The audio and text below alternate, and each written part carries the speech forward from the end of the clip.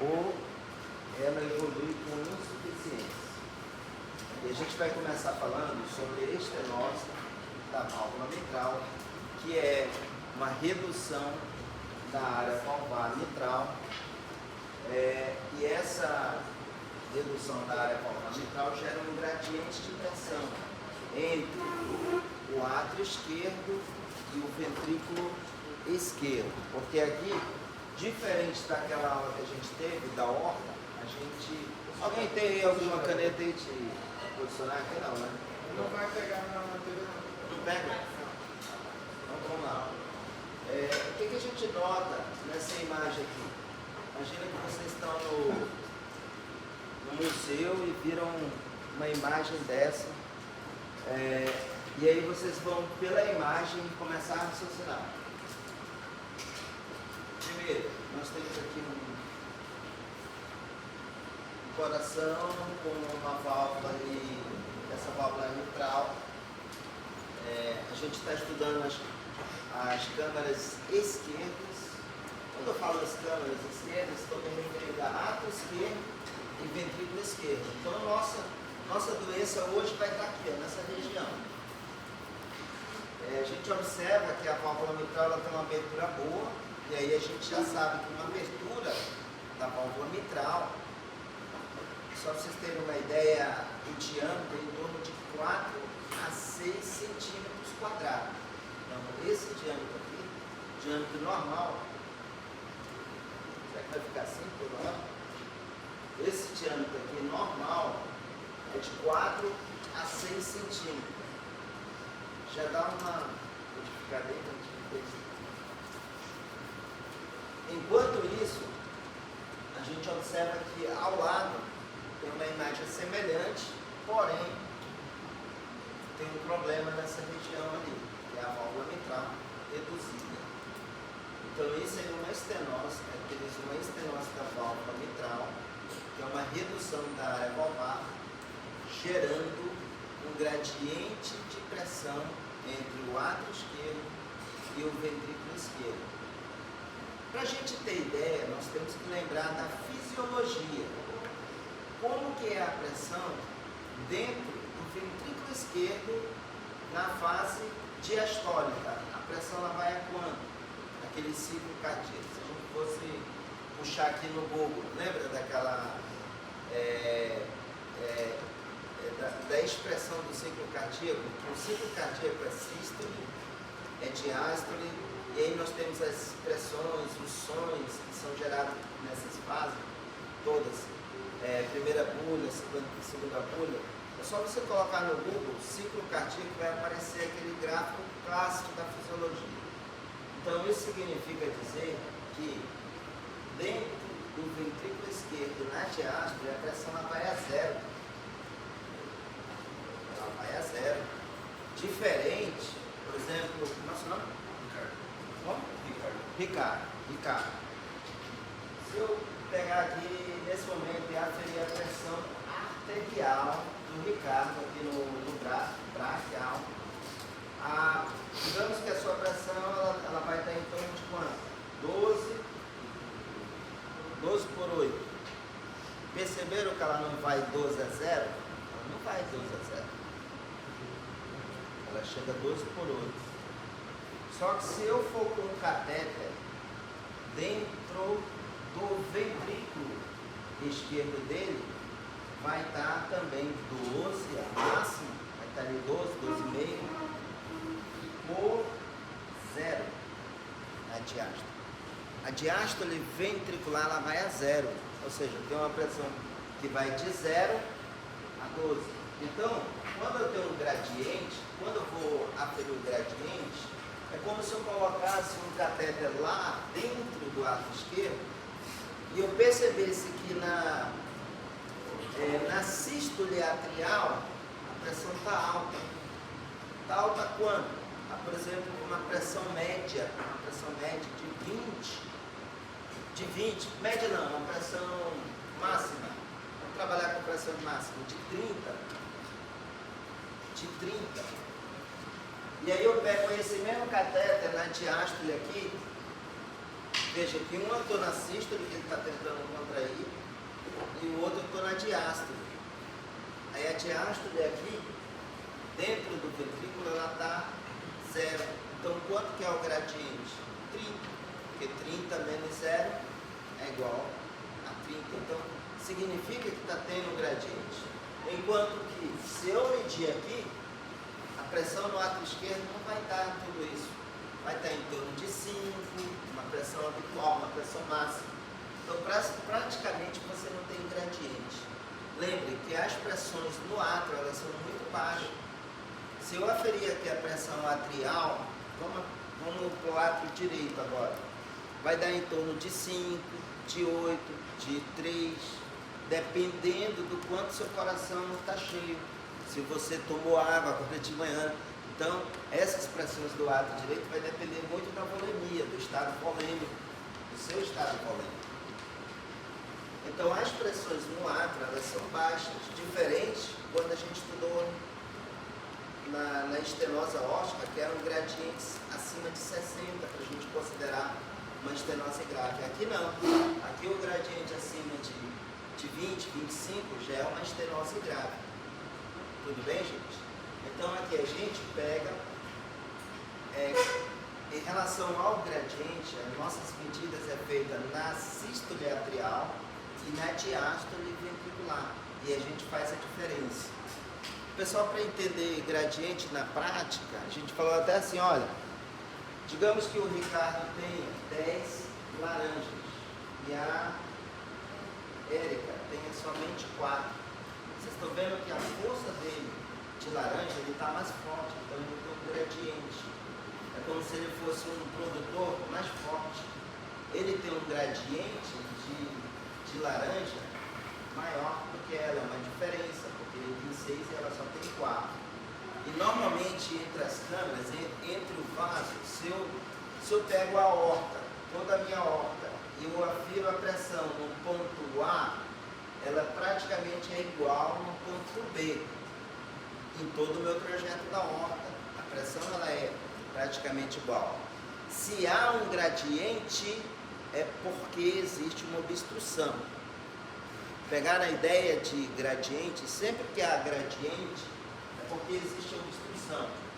Quando você vai lavar o seu carro no fim de semana, o que você faz com a ponta da mangueira? Você estenosa para aumentar o fluxo, a velocidade do fluxo. Ali na mangueira você está gerando um gradiente.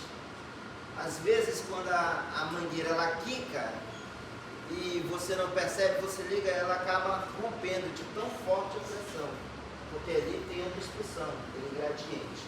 Então, em estudos de hidrodinâmica, sempre quando tem gradiente, praticamente tem obstrução. Tá? E aqui o que a gente nota? Que ao haver uma obstrução, o que começa a ocorrer?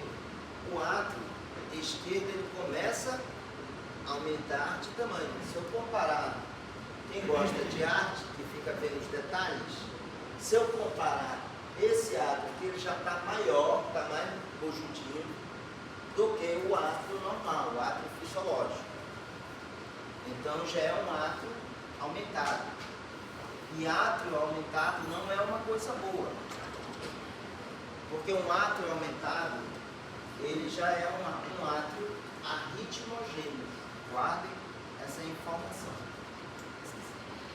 E o que nós podemos notar aqui é que, teoricamente, esse ventrículo esquerdo, ele é um ventrículo que ele é poupado. Se a gente olhar a espessura desse aqui, é praticamente a mesma. Não, o ventrículo esquerdo de uma estenose mitral é um ventrículo esquerdo que está na praia tomando água de coco. Porque ele é um ventrículo que passa pouco sangue para ele, então ele tá tranquilo, o ventrículo esquerdo, teoricamente. Tá? Depois existem algumas alterações que a gente pode comentar. Mas antes da gente continuar, vamos só revisar um pouco a anatomia da válvula mitral. A válvula mitral ela é a única válvula do coração que possui somente duas cúspides. E ela é conhecida pelo nome como válvula mitral, da mitra do Papa. Tá? Então, ela possui somente a cúspide anterior e a posterior. Ela é a única válvula do nosso coração. Ela é uma válvula átrio-ventricular, por ela se posicionar entre o átrio e o ventrículo, mas diferente da válvula direita, que é a válvula tricúspide, ela só possui duas cúspides, uma cúspide anterior e outra cúspide posterior. E por ser uma válvula átrio-ventricular, ela possui um aparato subvalvar. E esse aparato subvalvar é constituído das cordoalhas tendíneas e dos músculos papilares, que são dois músculos papilares. Um antero medial e um póstero lateral. Então essas duas cúspides, elas funcionam como se fosse uma sombrinha, como se fossem as hastes da sombrinha. O músculo papilar como se fosse a haste da sombrinha, e aquela trama metálica da sombrinha é como se fossem as cordoalhas tendíneas. E a válvula propriamente dita, que são os folhetos, as cúspides, é como se fosse a parte que protege a gente da chuva ou do sol, a sombrinha. Então é basicamente isso. Então veja que é uma válvula bastante complexa do ponto de vista estrutural, ela não é tão simples. E o que chama mais atenção dessa válvula átrio-ventricular é que o músculo papilar ele é uma continuidade do miocárdio. Se essa estrutura ela se continua com o próprio coração, através dos músculos papilares, a gente há de ouvir que uma estrutura dessa, quando ela é operada, que uma cirurgia que se fazia muito antigamente, os cirurgiões não atentavam para essa relação e saía cortando todo esse aparato subvalvado, os dois folhetos anteriores e posteriores, limpava toda a válvula. Então, essa estrutura geométrica do coração, que é a estrutura geométrica do nosso coração, ele parece uma pirâmide de cabeça para baixo, que aponta o ápice, ele tá para essa região para baixo. Então, o nosso coração, gente, ele tem uma estrutura piramidal. Quando o cirurgião cortava toda essa estrutura, por exemplo, para trocar essa válvula, quando havia uma necessidade, esse coração, que ele parece uma pirâmide de cabeça para baixo, a ponta, o ápice está para cá e a base está aqui. Então se perdia quando o cirurgião cortava, desconectava a estrutura do aparato subvalvar com a válvula, para colocar uma prótese, e aí o coração ele perdia essa estrutura geométrica e virava um coração bola. E aí o paciente muitas vezes saía e ele queixava piora naquela classe funcional NYHA, que é New York Heart Association, que vai de 1 a 4, que é uma classe que expressa a qualidade de vida do paciente, dele poder realizar as atividades dele, né? Então essa classe funcional, se a gente pegar aqui, ela vai de 1 a 4, sendo 4 a mais grave, que o paciente ele não consegue realizar nenhuma atividade, ele já fica cansado. Então, a gente entendeu que esse aparato, manter pelo menos parcialmente esse aparato subvalvar era importante. Então hoje, na maioria das vezes, quando a gente troca, quando há uma necessidade de trocar essa válvula mitral, a gente não tira toda a válvula, a gente preserva uma parte dela, principalmente o folheto posterior, para manter ainda essa estrutura geométrica que é um coração pirâmide. Nosso coração ele tem esse aspecto piramidal. Tudo bem, gente? Depois de dito esses aspectos anatômicos, é importante a gente lembrar que essa válvula também ela tem um anel fibroso. E esse anel fibroso ele corresponde ao tecido conjuntivo denso. é o mesmo do tendão de Aquiles. E é isso que mantém a estrutura do coração. Então, o coração, apesar de ser uma bomba muscular, é um músculo, é uma bomba muscular, mas ele tem que ter um tecido estrutural. E esse tecido estrutural é o tecido conjuntivo denso que forma o anel da válvula. Tanto é que nós, quando estamos operando essa válvula, que a gente passa o fio nessa estrutura, nesse anel, a gente sente que pegou, não dá para a gente ver, porque esse anel ele é revertido pelo endocárdio, mas quando a gente passa ali, a gente sente que pegou o anel, quando a gente puxa o fio, a gente percebe que pegou uma estrutura firme, como se fosse um tendão de Aquiles, porque é tecido conjuntivo denso, não é o tecido conjuntivo frouxo, tá bom? Então a gente vai falar da causa principal da estenose mitral, que é a febre reumática. Então, falou em estenose mitral, a aula hoje é praticamente sobre a etiologia reumática. Ah, professor, mas existe outras etiologias? Existe a congênita, existe a causa congênita, que é mais raro de acontecer e é bem grave. Existe endocardites repetitivas, existe calcificação, fibrocalcificação no idoso, que pode levar à estenose da válvula mitral, existe. Mas a aula de estenose mitral é falar de febre reumática. E falar em febre reumática, a gente tem que lembrar que são pacientes que começam a desenvolver normalmente na infância ainda, na juventude, a febre reumática. Então quando o paciente ele sofre a primeira cardite reumática, a primeira inflamação, até chegar numa condição grave, não é do dia para a noite. Não é do dia para a noite.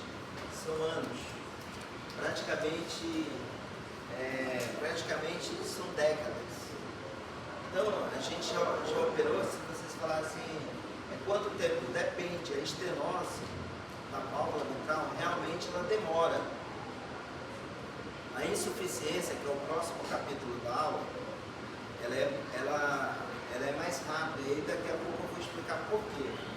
Mas a estenose, normalmente, são 20 anos, e tudo depende de quantas vezes esse paciente entrou em contato com o germe, o Streptococcus. Porque assim, cada vez que o indivíduo ele entra em contato com o germe, é uma cardite, é uma inflamação na válvula. Quando essa válvula ela inflama, ela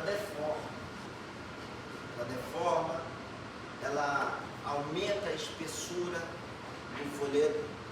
O folheto de uma válvula mitral, como eu falei na última aula, joga um foco de luz. Esse foco de luz é uma válvula que a luz ela transpassa ali a válvula.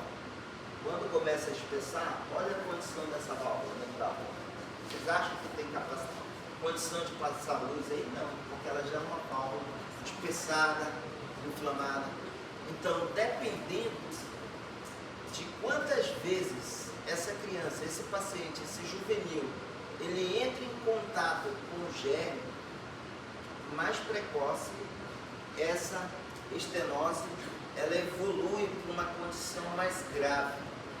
E aí, na nossa experiência de Francisca Mendes, de vários anos aí, é que a gente observa que a estenose tem pacientes, às vezes, com 23 anos, que já está numa condição grave.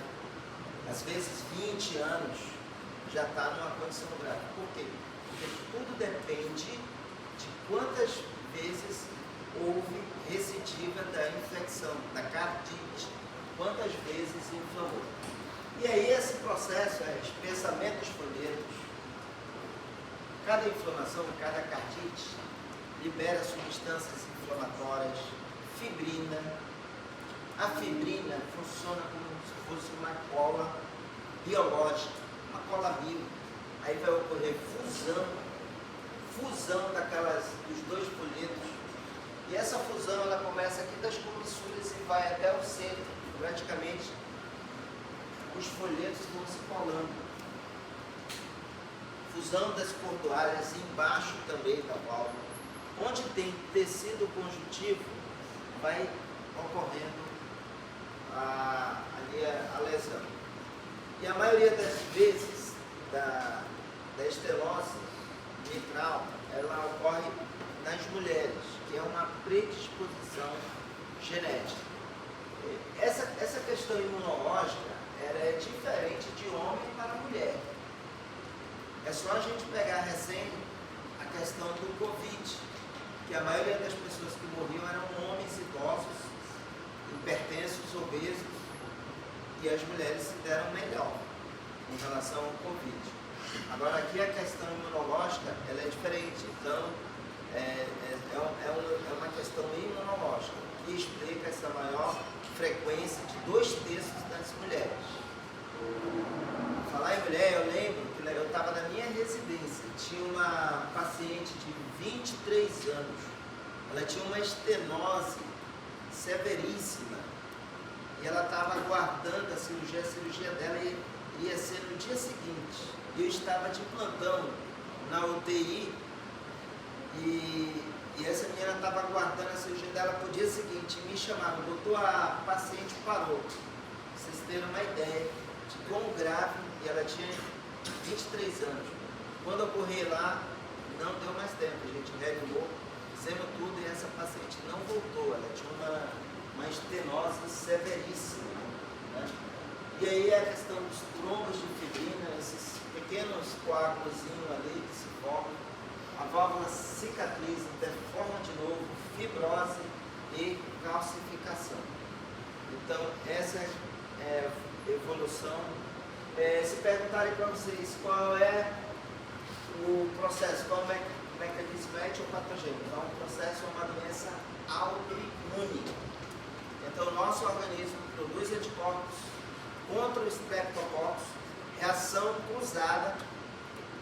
Esses anticorpos não agridem somente o Streptococcus, eles agridem também moléculas do tecido conjuntivo, ou seja, onde tem um tecido conjuntivo, as articulações, as válvulas cardíacas, principalmente a válvula mitral, em primeiro lugar, e em segundo lugar a válvula aórtica. E a infecção recorrente é um fator importante para a progressão da doença. Por isso que esses pacientes está indicado a profilaxia, normalmente com bezetacil, uma vez a cada 3 semanas, por ser um antibiótico de depósito. Ele fica fazendo efeito ali por 3 semanas com bezetacil. E o mecanismo fisiopatológico, outra arte para vocês analisarem. O que vocês estão vendo aí? Fisiopatologia da estenose aórtica, ou da estenose mitral. Vamos lá entender essa arte aqui? Então, onde começa o problema? De vermelho, eu tenho as câmaras esquerdas. O sangue já vem oxigenado do pulmão. Em azul, eu tenho as câmaras direitas, átrio direito e ventrículo direito. O que eu noto nessa válvula esquerda? Na válvula atrioventricular esquerda, é a válvula mitral. O que ela tem ali? Uma estenose, uma redução da área valvar, gerando gradiente de pressão entre o átrio esquerdo e o ventrículo esquerdo. O que aconteceu com esse átrio esquerdo? Ele aumentou de tamanho. Por quê? Por causa da estenose. Gerou uma sobrecarga de pressão. Essa sobrecarga de pressão gerou uma sobrecarga atrial. O átrio aumentou de tamanho. A espessura da parede atrial aumentou também. Ele é um átrio que fica em academia. Enquanto isso, o ventrículo esquerdo está lá porque ele só está bombeando aquelas gotinhas de sangue que passa pelo átrio. Isso é uma estenose grave. Um átrio esquerdo aumentado de tamanho é um átrio arritmogêneo. Por quê? Porque as fibras atriais, elas sofrem estiramento, e o estiramento de fibra, ele inflama, vai ocorrer depósito de moléculas inflamatórias no átrio também, e esse átrio ele vai se tornar arritmogêneo. E aí, o que é um átrio arritmogêneo? É um átrio aumentado de tamanho, principalmente se for um idoso. A gente vai ver daqui a pouco. E esse átrio, ele começa a entrar em arritmia. Fibrilação atrial é a arritmia mais frequente na estenose mitral. Então, o que você vai ter? Normalmente, um jovem com fibrilação atrial. Fibrilação atrial, a gente vai lembrar de estase sanguínea. Fibrilação atrial, gente, esse átrio, ele está amputado. Um átrio em fibrilação atrial crônica, ele não funciona, ele só fica... Ele fica com uma bateria lá e não contrai. Só vibra. Hã? Só vibra. Só? Ele não contrai, ele não tem contração. Então é um átrio inexistente, do ponto de vista fisiológico, da fibrilação atrial. Além do mais, é um átrio que tem tendência à formação de quê? Coágulos, trombos. Então nós, cirurgiões, já operando esses átrios grandes de estenose mitral, já presenciamos várias vezes. A gente abre o átrio, brota ali coágulo na nossa vista. A gente tem que limpar aqueles coágulos todo dia. Não pode deixar nenhum fragmento para não embolizar o cérebro depois. E qual é o maior problema? Que essa sobrecarga de pressão ela é transmitida retrogradamente para toda a circulação venocapilar pulmonar, gerando uma das principais características hidrodinâmicas da estenose mitral, que é hipertensão pulmonar secundária à estenose mitral. Então essa hipertensão pulmonar leva a um estado de congestão pulmonar. Então esses pulmões de uma estenose mitral é um pulmão congesto. E aí o que acontece? Um paciente que começa, por isso que a fisiopatologia é importante para você entender a clínica, porque um paciente com uma estenose, numa posição mitral, quando ele começa a andar ou subir essas escadas para vir assistir uma aula, por exemplo, o que acontece aqui com o sangue que estava na panturrilha, que estava aqui no sistema venoso, na complacência venosa? Esse sangue começa a recircular. E a isso nós chamamos o quê? A pré-carga. Então toda essa pré-carga, ela começa a voltar para o coração. Aí ele chega primeiro aqui nas câmaras direitas e o sangue, quando bate ali na circulação venocapilar pulmonar e para frente, aí ele já sente, opa, aí começa a congestionar mais. Aí o paciente começa a ficar cansado. Aí ele para um pouco, ele para ali na escada um pouco, deixa esse restinho de sangue recircular que estava ali, e a pré-carga diminui, aí ele sente que aliviou a congestão pulmonar, aí ele dá um saltinho a mais e piora sempre. Então, isso aí a gente avalia do ponto de vista clínico através daquela classificação funcional de Needham, que eu vou já mostrar para vocês. Isso. A síndrome principal para esses pacientes é uma síndrome dispneica. Eles podem sentir dor? Pode também sentir dor torácica, mas o principal nesses pacientes, eles queixam de síndrome dispneica. Continuando a fisiopatologia, essa hipertensão pulmonar vai repercutir em cima de uma câmara sensível, que é o ventrículo direito. Gente, o ventrículo direito ele é ótimo para trabalhar com pré-carga. O que é pré-carga? É o volume que chega nele. Se você tem um ventrículo direito bom, pode correr aí, pode correr, pode jogar pré-carga, pode recircular esse sangue que está esquecido aí na tua panturrilha, na tua complacência das veias. Pode jogar de volta para a circulação, porque ele dá um jeito, o ventrículo direito bombeia. Só que aqui tem um problema. Você tem uma estenose. Essa estenose está gerando hipertensão pulmonar. Opa! Aqui é o ponto fraco do ventrículo direito. O ventrículo direito ele não foi criado para trabalhar nessas condições de pós-carga. Isso aqui é uma condição de pós-carga aumentada. É diferente de pré-carga, que aqui tem resistência aumentada. O ventrículo direito, embriologicamente, não tem fibras boas para isso. O que acontece? Então, ele dilata. Então, normalmente, do ponto de vista anatômico, quando o ventrículo direito ele pega uma hipertensão pulmonar, ele dilata. E o que está junto com ele? A válvula atrioventricular direita, que é a válvula tricúspide. Quando o ventrículo direito ele dilata, ele sofre essa sobrecarga ventricular direita, a válvula tricúspide, o anel dela abre. E aí, como é que fica a tricúspide? Evolui com insuficiência, com regurgitação. Quando ela evolui com regurgitação, quando você vê aqueles pacientes do SUS ali bem sofrido, que demorou o atendimento, que ele demorou o diagnóstico, que ele demorou o contato dele com o pessoal da área de saúde, que não fez o diagnóstico, você vai ver esses pacientes têm urgência jugular.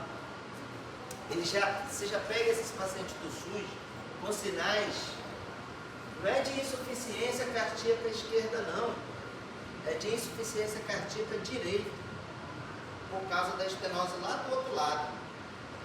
Aí você pega esse paciente com urgência jugular, hepatomegalia, ascite, caquético, o paciente fica com aquela caquexia cardíaca, aquela facies mitrale, que é o que chama facies mitrale. Edema de membros inferiores são sinais, do ponto de vista anatômico, de insuficiência cardíaca direita. Tá bom? Então, é essa fisiopatologia de tudo isso. E aqui, a gente tenta mostrar nessa figura parte do ciclo cardíaco, mostrando a questão do gradiente entre o átrio esquerdo e o ventrículo esquerdo, que é típico lá da estenose. Essa figura aí do Néder tem muita informação. Tem praticamente a fisiopatologia toda da estenose mitral. Bom, gente?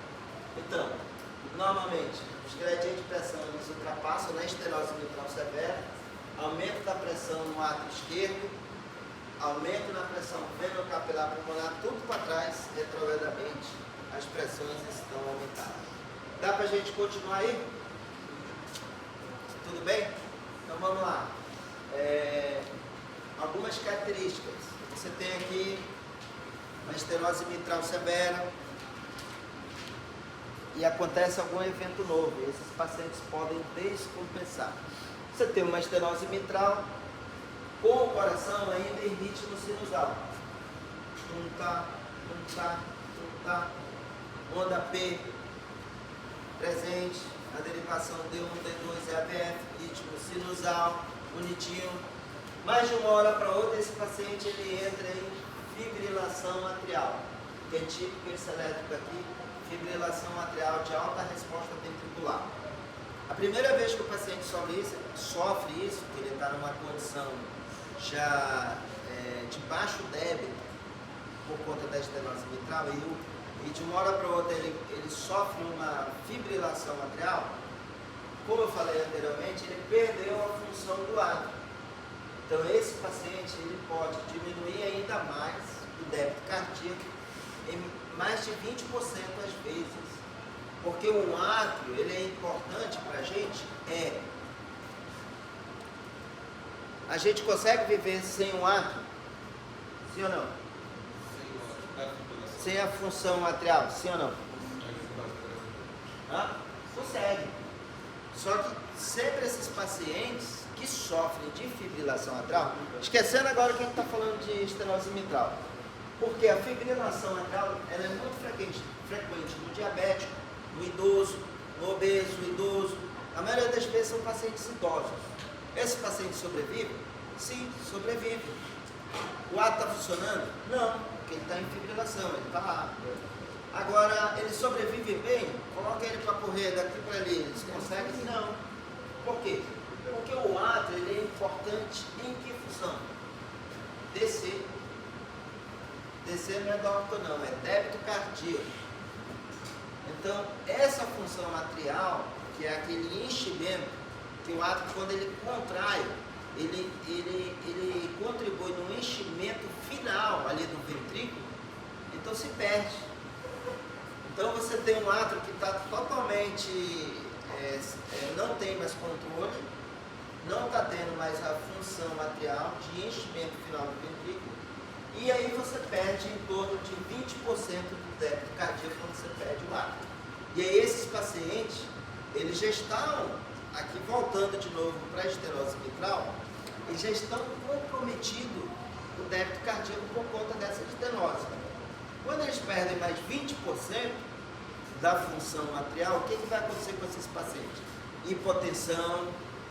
A hipotensão desses pacientes, quando eles entram em fibrilação atrial de alta resposta ventricular, o ventrículo também, ele de certa forma, ele sofre, porque a frequência ventricular aumenta muito. Então você tinha uma frequência ventricular em torno de 70, ela passa para 170, 180, vai prejudicar o quê? O enchimento desse ventrículo. O paciente que entra numa fibrilação atrial de alta frequência ventricular, como é que está batendo esse coração? Cheio ou vazio? Está batendo vazio, porque ele não tem tempo de encher, ele está batendo muito rápido. E ainda mais o átrio não está enchendo ele direito. Então, o que vai acontecer com o débito cardíaco desse paciente? Desaba. Quando desaba o débito cardíaco, a pressão desse paciente vai para onde? Lá para baixo. Você pega um paciente aqui, desse aqui, a pressão às vezes está 6/3, 5/2. Alguns desses pacientes que abrem uma FA aguda, você tem que ir lá e chocar. Você tenta primeiro fazer uma cardioversão química, que é com a medicação antiarrítmica, com a amiodarona. Se não voltar, ele está muito chocado, está com a hemodinâmica dele muito comprometida, você vai lá e tem que dar um choque. E é isso que pode instabilizar esses pacientes, levar a uma crise de sudorese, hipotensão, sensação de que ele está morrendo. Outras coisas que podem piorar esses pacientes são exercício físico, gravidez com estenose mitral. Veja que é uma população jovem que a gente está falando, e 2/3 são mulheres. Uma grávida que tem estenose mitral e ela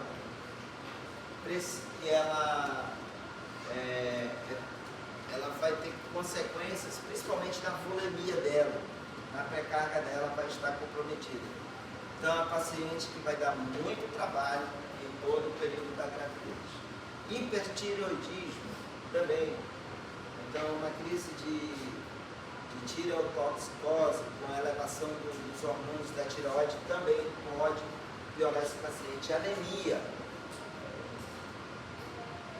Anemia por si, tem muitas pessoas, pacientes aí que, às vezes jovens, estão com anemia, sentem cansaço. Então imagina isso associado com uma estenose mitral. E infecções também por causa da hipertermia e aumento da frequência cardíaca. O paciente com infecção ele vai taquicardizar e vai piorar os sintomas de dispneia. E essa imagem eu acho uma das imagens mais lindas de todos os meus slides, que é aquela ali que eu tirei. É um trombo em Em que posição está esse trombo? Esse trombo ele está na auriculeta esquerda, né? Então, segundo Vichul, patologista, quais são as condições necessárias para a gente formar trombo? É a tríade Vichul, né? Quais são? Lesão de endotélio, estase sanguínea e hipercoagulabilidade. Pessoal, é muito frequente o paciente com estenose mitral ter trombo no lado esquerdo, principalmente aqueles que têm fibrilação atrial. E quando tem trombo, guardem essa informação. Não pode fazer comissurotomia percutânea por balão, que é um procedimento por cateterismo para poder abrir a válvula. Não pode. Porque imagina o catéter, você vem com o catéter, você entra aqui ó, nessa região. Estou vendo essa parte aqui de cima? Essa parte ali? Que tem aquela válvula ali, aquela ali é a válvula tricúspide. Vem aqui ó, nessa região ali é a tricúspide e para lá é a óptica. Vem para cá. Então, quando você vem com o catéter, você vem aqui e fura o septo. E o catéter não tem como controlar que esse catéter não vai encostar no trombo, no coágulo desse. Se soltar um coágulo desse e entrar na circulação, ele vira um êmbolo, pode só subir para o cérebro. Então, tem que ser cirurgia de peito aberto mesmo. Tá? É um dos critérios que contraindica os procedimentos percutâneos. Então, assim, a fibrilação atrial, guardem isso na memória de vocês, isso serve para tudo, para toda a parte de cardiologia, não só para a estenose mitral. Fibrilação atrial é muito mais comum quando os pacientes avançam mais na idade. Então, dificilmente você vai ter um jovem. Claro que você tem também, mas um jovem ele resiste mais. Tá? E aqui a importância, eu coloquei esse slide só para lembrar a importância, para vocês terem em mente o mecanismo fisiopatológico que ele leva a uma hipertensão pulmonar, transmissão retrógrada da pressão, constrição da arteríola pulmonar, insuficiência do ventrículo direito, ruptura das veias pulmonares. Esses pacientes podem ter também hemoptise. Aqui na nossa região, quando o paciente tem hemoptise, que é escarro com sangue, o que você vai pensar inicialmente? Tuberculose. Inicialmente você pensa, não, eu tive uma fossa veio com sangue, você já vai pensar em tuberculose. Diagnóstico diferencial, estenose mitral. Tem que colocar o esteto lá no peito para ver se não tem um sopro diastólico. Normalmente esses sopros não são tão altos, né? É um sopro diastólico, tá, gente? E aqui, a classe funcional de clínica, New York Heart Association. Então, foi essa sociedade de cardiologia de New York Heart Association que desenvolveram essa classificação funcional da insuficiência cardíaca, principalmente as limitações do que o paciente pode fazer. Aí vai de 1 a 4, 4 é pior. Só lembrando os sintomas, dor torácica ou distensão dos vasos pulmonares, o paciente pode queixar de dor torácica. Não é angina, não é doença coronariana que leva a dor. As palpitações, o paciente pode ter fibrilação, pode ter palpitação, embolia. Então, qual é a imagem mais trágica desses pacientes? Pacientes jovens que já tiveram AVC. Pode acontecer. Um estenótico mitral. E a síndrome de Orton. Síndrome de Orton, que é a disfagia, quando o paciente engole o alimento. Como esse átrio está tão aumentado de tamanho, ele comprime o esôfago. Então é disfagia e rouquidão, que é a síndrome de Orton. Você pode fazer diagnóstico diferencial com outras doenças e neoplasias de esôfago, etc. E tal. A rouquidão, ela é também consequente ao aumento do átrio esquerdo e compressão do nervo laringeu recorrente. Então esse nervo ele é comprimido e ele causa paralisia da voz.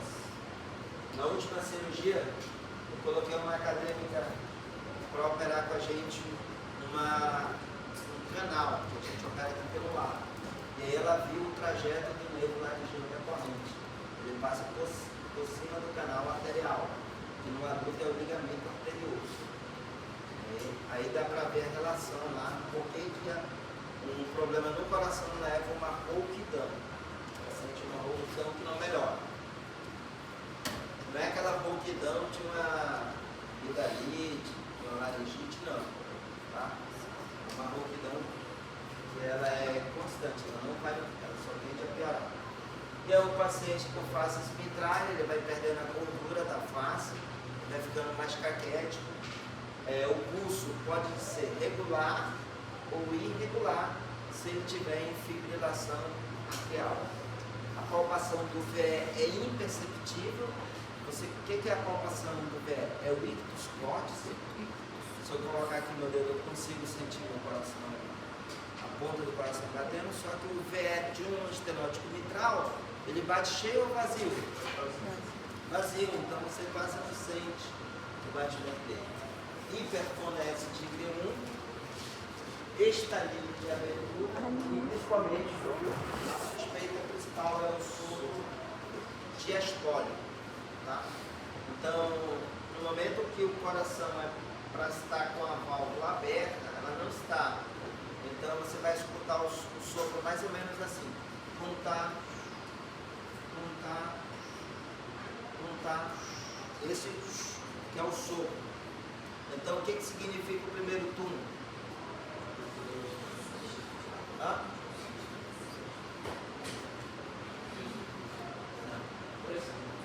Primeiro som significa fechamento das válvulas atrioventriculares. Então, por exemplo, se eu abrir essa porta aqui, ó, praticamente você não escuta som. Agora, se eu fecho a porta, desculpa, não devia aqui assim não. Mas quando eu fecho a porta, eu escuto. Então, quando eu fecho a válvula atrioventriculares, eu escuto. Agora, quando ela se abre, ó, não escuto nada. Então, essa primeira bulha é a composição de dois sons, um da válvula tricúspide e outro da válvula mitral. Só que elas estão zoando, elas estão fazendo zoada. No mesmo momento eu só escuto um som, tum, tum, tum, tum. A segunda bulha é o fechamento de novo, porque o som do nosso coração só é gerado quando as válvulas se fecham. O segundo som, ele é o fechamento das válvulas semilunares, tá? Ele é mais agudo. Então é o fechamento das duas válvulas que funcionam simultâneo, que é a pulmonar e a aórtica. Então o primeiro som é um tum, que é das válvulas atrioventriculares. As duas, elas geram só um som. É como se vocês fossem cantar aqui na frente um dueto. Tum, tum, tum. Fossem duas pessoas. As duas válvulas atrioventriculares, a mitral e a tricúspide. O segundo é o tá, o som mais agudo. Tá, tá. Seriam as válvulas se fechando as válvulas. Então, o sopro diastólico seria tum, tum, tá, tum, tá. Seria um sopro diastólico. Tum, tá. O sopro sistólico seria tum, tá. O sopro diastólico, tum, tá, tum, tá. Esse sopro diastólico ele tem duas características. A altura dele é mais baixa, só que ele é um pouco mais prolongado. O sopro sistólico ele tem a característica, ele é tum, ele é mais alto, e ele é mais rápido. Tum, tum, já sumiu. E nosso poderoso ecocardiograma. Os clínicos que me perdoem, mas o ecocardiograma existe a clínica soberana em cardiologia, nem sempre, não é. Os clínicos que me perdoem. Isso aí não vale para cardiologia. Não tem como você, eu vou pegar meu estetoscópio, medicina rural, medicina comunitária. Não deixa a colega que vai dar aula daqui a pouco escutar isso. Mas assim, ecocardiograma precisa de tecnologia, precisa de gastar. Cardiologia tem que ter dinheiro, não é medicina barata, não adianta eu só com o estetoscópio, não adianta. Tem que ter dinheiro, tem que ter um capital. Porque já começa aqui a depender de um médico e de um aparelho para poder fazer o eco.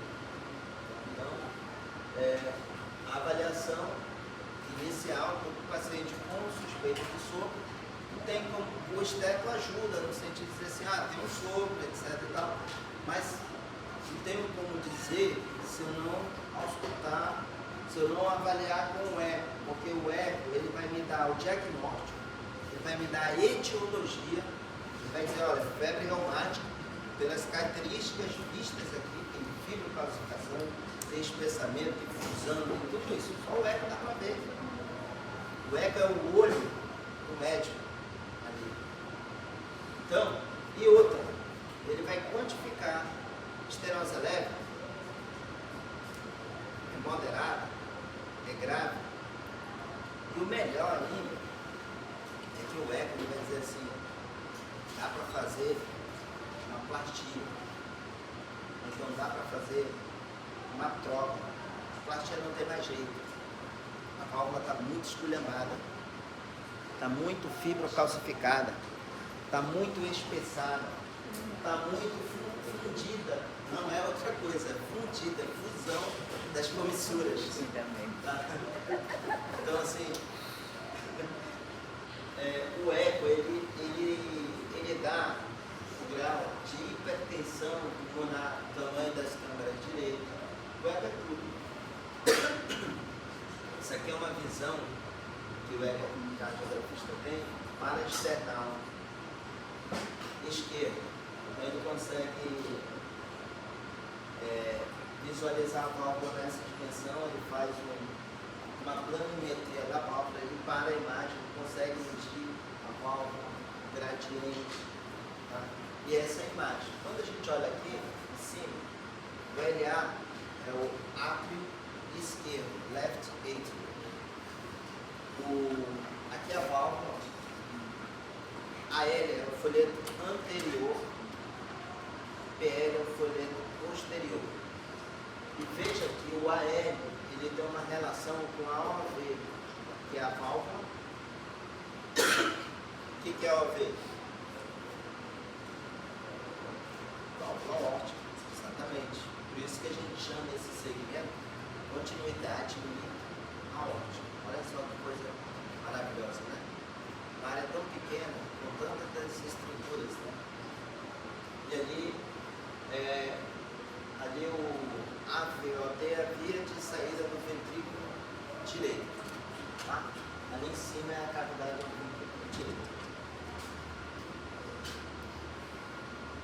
E aí são os critérios de classificação de estenose leve, moderada e grave. Super severa, quando a estenose lá é menos de 1 centímetro e tem um gradiente médio maior que 15 ou um gradiente máximo maior que 20, 25 já é uma estenose grave. Estenose mitral, aí o que eles avaliam? Eles avaliam o grau de espessamento. Isso aqui é para a gente avaliar assim, vem cá, essa válvula dá para a gente salvar ou vai ter que trocar essa válvula? Aí o que eles avaliam? É o espessamento. Aí vai dando uma pontuação. Está espessada, está muito grossa a válvula, então nota 4, tá? Está muito grave, está pior. Mobilidade, quase não está se movimentando a válvula, nota 4. Aparelho subvalvar, está fundido, está calcificado, está destruído, nota 4. Calcificação, muito calcificado, nota 4. Resumindo, aí você tem um score de 16. Então significa que essa válvula está muito ruim. É a mesma coisa quando quando você leva seu carro lá no mecânico, tem umas peças lá e ele fala, olha, doutor, é o seguinte, vamos avaliar aqui, mas só essa peça aqui do carro estava muito ruim, vai ter que trocar, não tem como arrumar mais essa peça, vai ter que trocar, seu gasto vai ser maior. Né? E aí, o eletrocardiograma, o que vocês esperam de um eletro de uma estenose mitral? É só a gente pensar, vem cá, vai ter uma sobrecarga atrial esquerda, não é isso? O átrio vai ser um átrio gigante. Aí, se uma sobrecarga atrial esquerda, como vocês já fizeram um curso de eletro, vocês vão pensar, para eu saber que o átrio aumentou, eu tenho que olhar principalmente duas derivações, que é a V1 e a D2. Vamos olhar a V1 e a D2? Olha a D2 aqui, ó. Estão vendo aqui a D2? Ali em cima? Como é que está a onda P desse paciente? A onda P mitrália. O que significa uma onda P mitrália? Uma onda P alargada. Significa, se ela está alargada, significa que está tendo sobrecarga atrial esquerda. Tem muito átrio para despolarizar, então ela alarga. Em D2, estão vendo? Como que eu sei que ela está alargada? Ela começa aqui, ó. Ou seja, vamos alguma coisa para indicar. Ela começa aqui a onda P, ó, na linha ISO. Aí está vendo que ela faz uma menção que vai descer e depois que ela larga, aí que ela desce já bem. Deu? Ah, pronto. Ótimo. Deu? Vou mostrar aqui, ó. Não, D2. Olha só. Estão acompanhando aí? Como que eu sei que uma onda P está largada? Ela começa aqui. Ela não terminou, gente. Ela largou aqui, ó. E aí ela vem e finaliza. Quando que eu sei, do ponto de vista técnico? Quando a onda P ela ultrapassa mais que 2 quadradinhos desses. Então uma onda P largada é sinal de sobrecarga. Eles falaram que não funciona. Não, mas esse aqui funciona. Funciona não? Pega não na TV. Só pega no quadro. Tá vendo? Não, tá bom. Dá pra perceber aqui, não dá? Tá. Vamos lá. Qual o outro sinal de sobrecarga atrial à esquerda? Eu tenho que olhar na derivação V1. Gente, eletro não é difícil. Quando vocês estiverem gastando mais que 5 minutos no Instagram ou no Facebook, aí vocês vão lembrar do que eu falei agora. Entre no YouTube, que é uma faculdade, aí vocês coloquem lá sobrecarga atrial esquerda e assistam uma aula de 12 minutos, de 10 minutos, de 8 minutos. Como fazer o diagnóstico no eletrocardiograma de uma sobrecarga atrial esquerda. Olha que legal. Aqui, ó, em V1 o eletrodo, em V1 ele está aqui, ó. Quando eu coloco as derivações eletrocardiográficas, em V1, o eletrodo V1 ele está aqui. Então é como se ele estivesse fotografando o coração aqui na frente.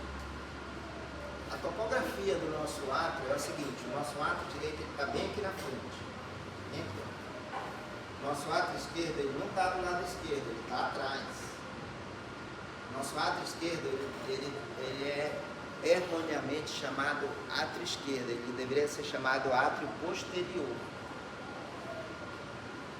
Ele fica atrás. O eletrodo, o fotógrafo está aqui. Esse V1. O V1 ele está bem na frente. O que acontece? Quando o átrio esquerdo ele aumenta lá para trás. Então a força dele, do campo magnético dele é maior lá para trás. Quando ocorre a despolarização mais demorada é lá para trás. O que acontece? A onda P ela fica negativa. É isso que o pessoal chama de sinal de Morse. É sinal de sobrecarga atrial esquerda. Simples. Porque o átrio significa que o átrio está grande. Ele está puxando o campo magnético da despolarização lá para trás. Demora muito. Como o eletrodo está aqui na frente, ele está se desviando. É como se fosse um carro, ele está se desviando, ele está indo lá para trás. Aí ele fica negativo. Outras alterações que eu coloquei na aula, mas não está nesse elétrico, que é sinal de sobrecarga ventricular direito, que é desvio do eixo para a direita. Aí a onda, desvio do eixo para a direita, essa onda R, ela fica negativa, só que nesse elétrico não está. Depois vocês procuram no livro. Cadê aí, para a gente deixar naquela que a gente vai só passando?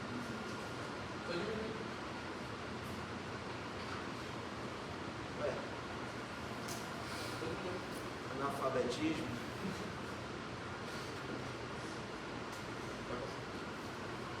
Mas ficou pequeno, ficou?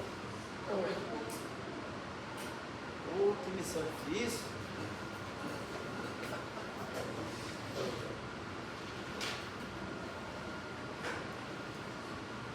A gente vai vivendo. Então, no raio-x, a gente pode ter esse sinal aí, ó. Gente, olha o raio-x desses pacientes. Como é que tá esse pulmão aí, gente? Gosto de imagem. Vocês não gostam de imagem? Imagem fala muito, né? Olha esse pulmão.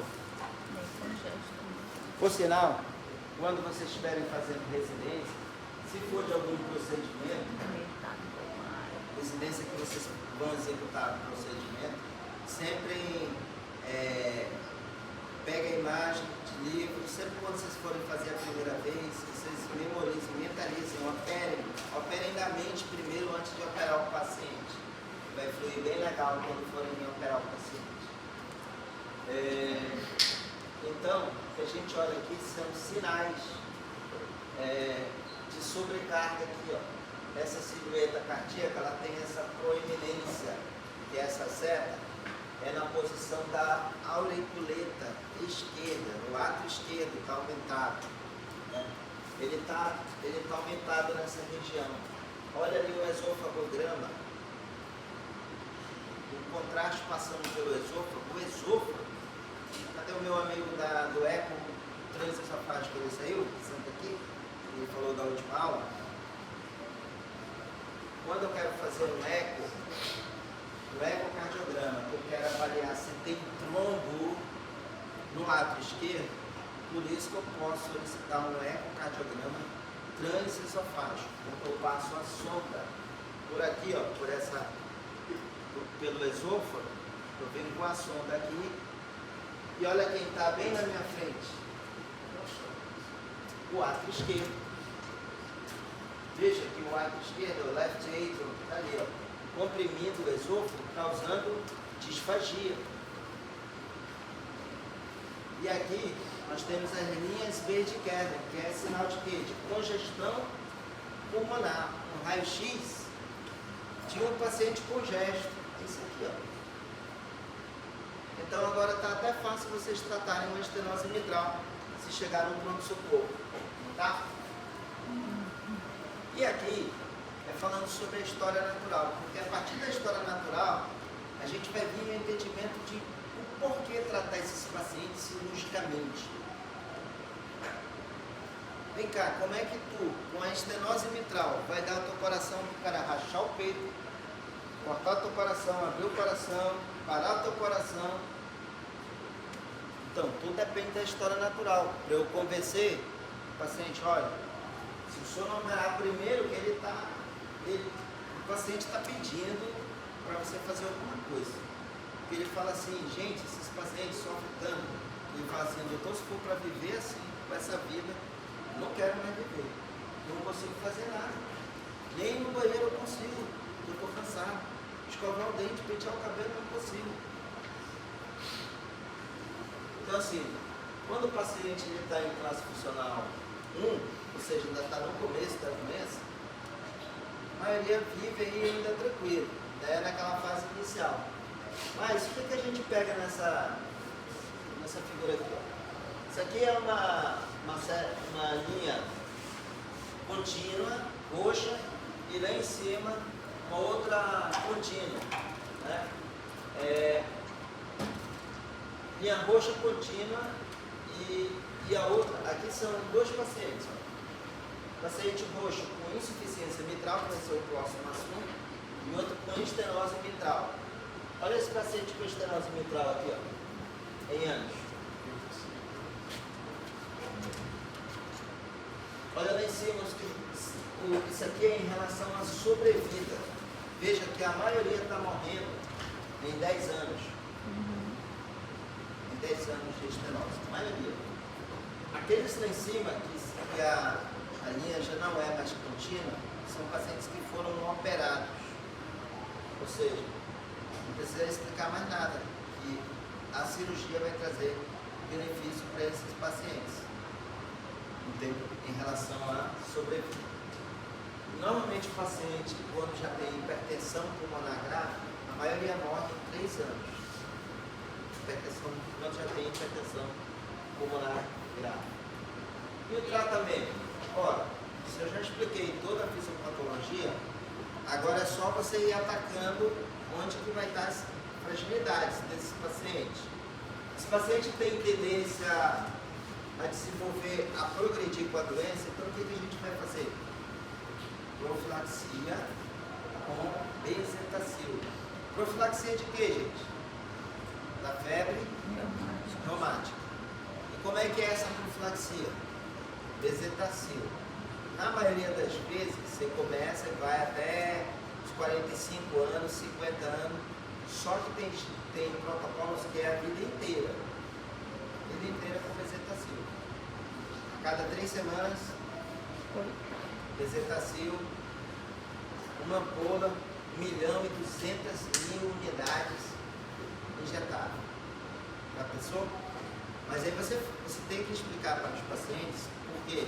Vocês acham que é bom tomar uma bezetacil e essas cardites o paciente não sente nada. Então, quando ele chega lá, ele faz o diagnóstico. Olha, você tem febre reumática. No seu eco, ainda tem uma estenose mitral leve. Aí do leve, você ficar tomando bezetacil a cada 3 semanas, então você tem que explicar para o paciente que isso é importante, porque senão ele vai evoluir para uma condição grave que vai necessitar de cirurgia. Então o objetivo da profilaxia é evitar uma cirurgia do coração. Tem que usar diuréticos? Sim ou não?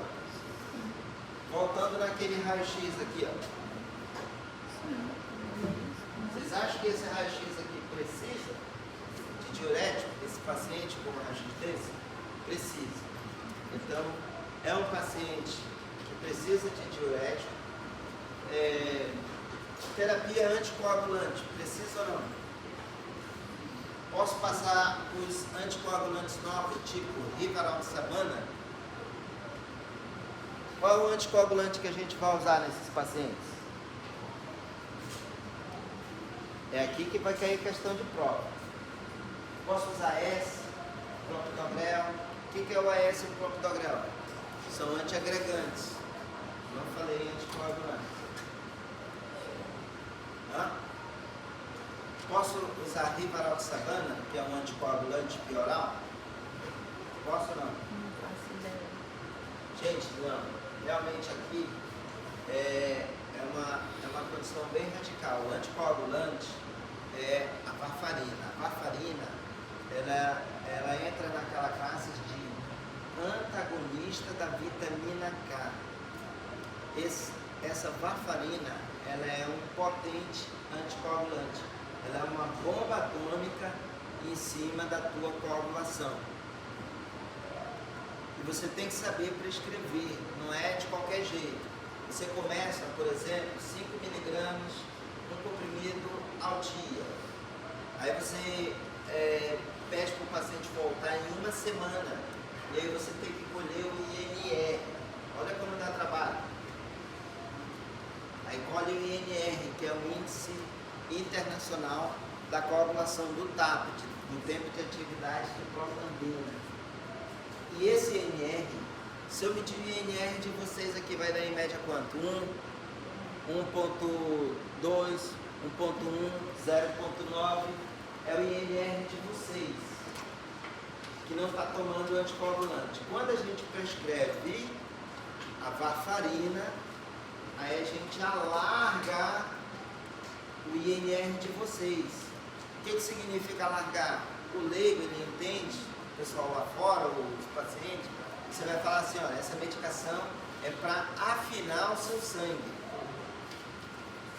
Ao afinar o sangue, às vezes você pode perder o controle e afinar muito.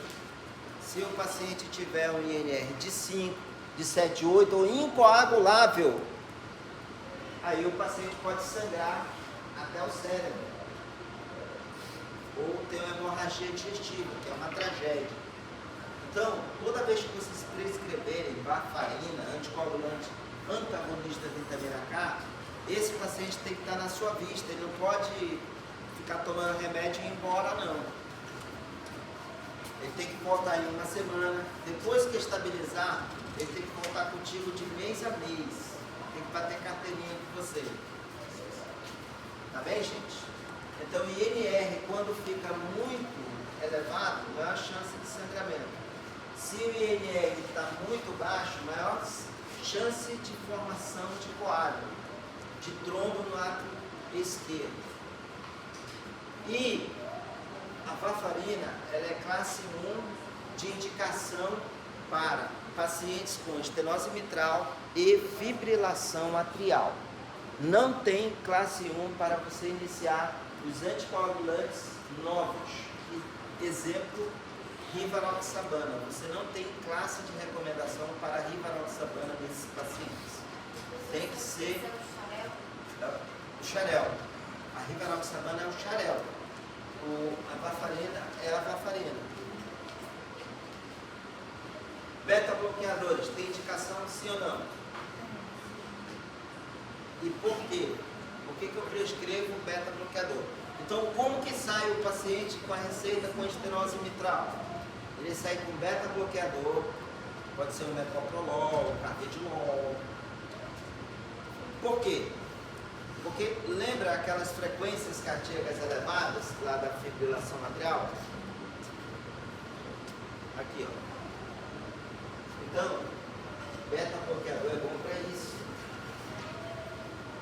Primeiro, se o paciente entrar em fibrilação atrial, dificilmente ele vai entrar em alta resposta ventricular, porque ele está beta-bloqueado.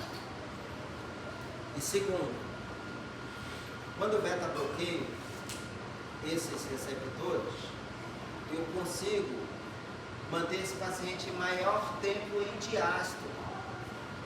Olha lá, quando eu mantenho esse paciente em diástole, o que vai acontecer aqui? A estenose está só gotejando sangue, só que eu mantenho esse paciente maior tempo em diástole. Aí o ventrículo esquerdo manda mais sangue aí, vai que eu espero. Espero mais um pouquinho, porque eu estou beta bloqueado. Manda mais, manda mais, manda mais, manda mais, ele enche mais. Aí quando ele faz uma sístole mais efetiva. Então, os beta-bloqueadores não podem faltar no paciente com estenose mitral. Melhora o esvaziamento atrial pelo aumento do tempo da diástole.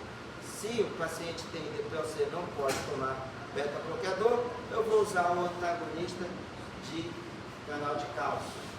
E aí, os tratamentos. Olha só que coisa maravilhosa. Só que eu não faço esse tratamento aqui, tá, gente?